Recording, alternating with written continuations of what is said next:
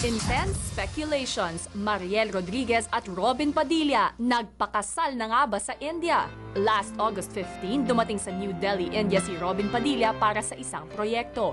Pagdating niya sa New Delhi, agad siyang dumiretso sa isang 8-hour road trip para marating ang bayan ng Shimla na bahagi ng Himalayas.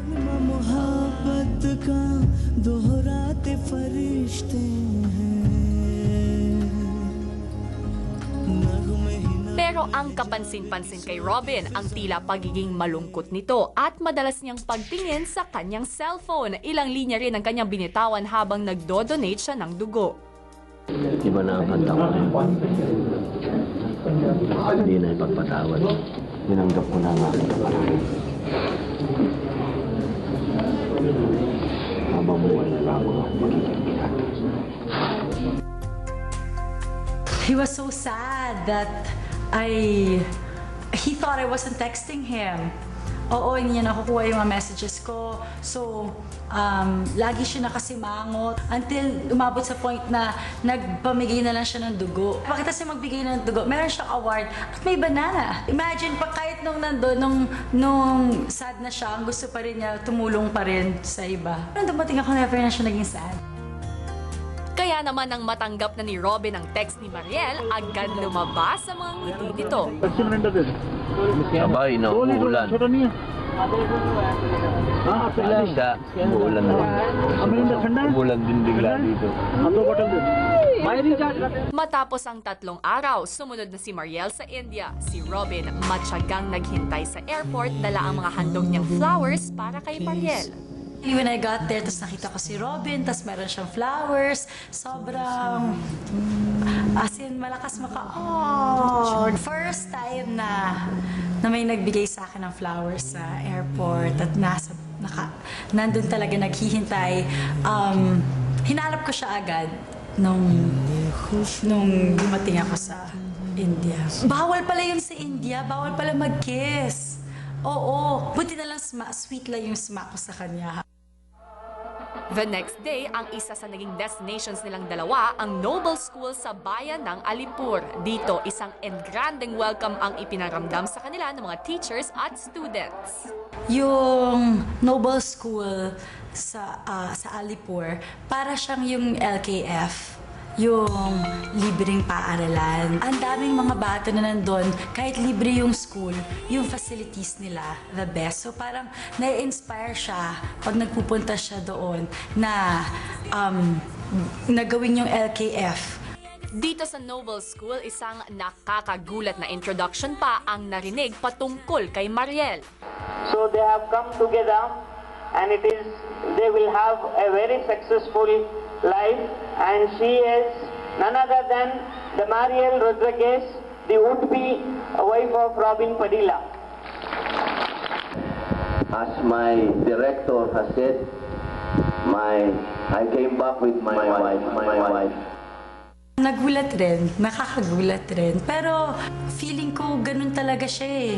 Pag meron siyang, pag meron siyang someone special, ganun niya tratuhin talaga. Kasunod ng kanilang pagbisita sa Alipur, dinayo din ni Robin at Mariel ang Taj Mahal. At dito, kitang-kita ang pagiging very sweet nilang dalawa. Bali na in love siya dun sa story ni Mumtaz at saka nung asawa niya. So he said na pagbalik niya sa India, he was gonna go there with someone special.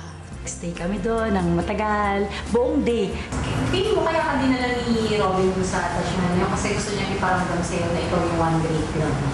I think mas matimbang kung one true love. Feeling ko, I cannot compete with 20 years. I don't have children. Yung great rin yun. Great love rin yung meron siya dun sa iba. Doon na lang ako sa one true. I've never been this happy. I'm really contented with life. Hindi ko alam na pwede pala maging ganito kasaya.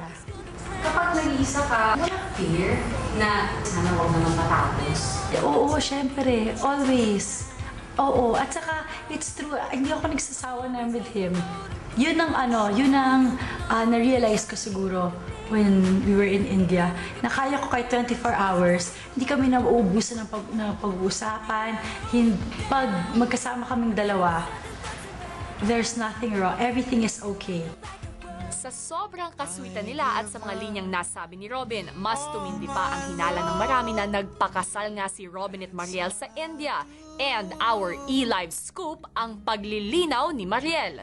Sabi naman niya na if we get married, hindi naman namin to isisikreto sa mga tao. It's just that now, hindi siguro masyado appropriate yung panahon kasi the reason nga why we went back kasi meron siya mga kailangan ayusin para sa mga anak niya. Yes, napag-uusapan namin. Wala pa namang definite na kung kailan or ano lang. It's something na nice to dream about, diba? Nice to talk about. Hindi naman kailangan magmadali. At isa pang issue na sinagot ni Mariel ang tungkol sa pagbalik ni Robin kay Ali sa ina nito sa Australia. Yun ang pagkakaalam ko. Babalik talaga. I think inaayos nila they're working on it. Like, yung passport. I think mas mabuti kung si Robin yung makausap tungkol dyan. Sa kasalukuyan ay nasa isang out-of-the-country vacation sina Robin at Mariel kasama sina Kylie at Ali. We are gonna go away with Kylie and Ali. Parang I think he's gonna spend time with them. Tapos tagal lang ako doon. At sa kanyang pagbabalik, ang aasikasuhin naman daw ni Mariel ang pagpapaopera dahil sa cyst sa kanyang ovary. 18 years old pa lang ako, meron na akong dermoid cyst. It's benign, hindi naman siya cancerous, pero kailangan ko pa rin siyang tanggalin.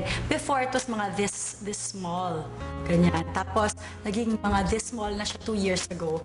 Ngayon, ganito na daw siya. Oo, parang na siyang apple. So, kailangan ko na talaga siyang tanggalin. Hindi ko na pwedeng patagalin pa. Sa mga e-livers, thank you very much for the support. Ang babalik pa naman ako, hindi naman siya permanent leave. Thank you. Sana pagbalik ko nandiyan pa rin kayo. Maraming salamat.